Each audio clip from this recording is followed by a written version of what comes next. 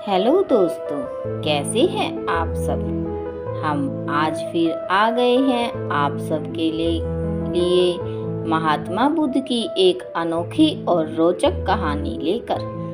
बौद्ध धर्म के संस्थापक महात्मा गौतम बुद्ध के अनमोल विचारों से व्यक्ति को जीवन में आगे बढ़ने और सफल होने की प्रेरणा मिलती है।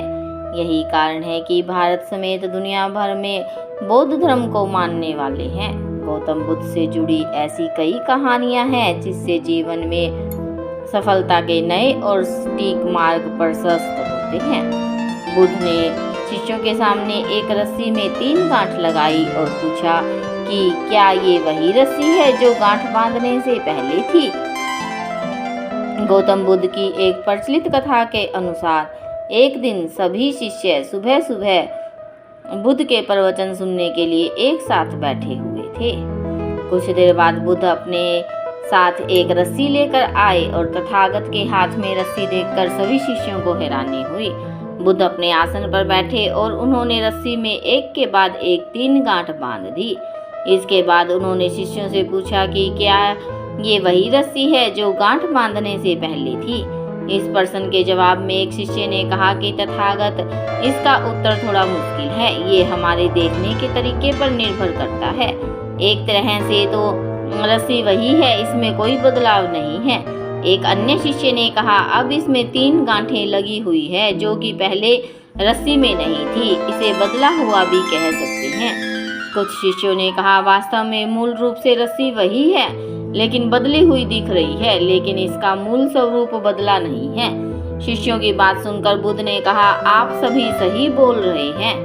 अब मैं इन गांठों को खोल देता हूँ। ये बोलकर बुद्ध रस्सी के दोनों सिरों को खींचने लगे।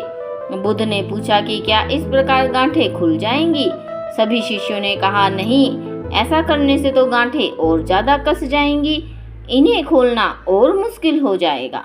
बुद्ध ने कहा, ठीक है, अब एक अंतिम प्रश्न, इन गांठों को खोलने के लिए हमें क्या करना होगा।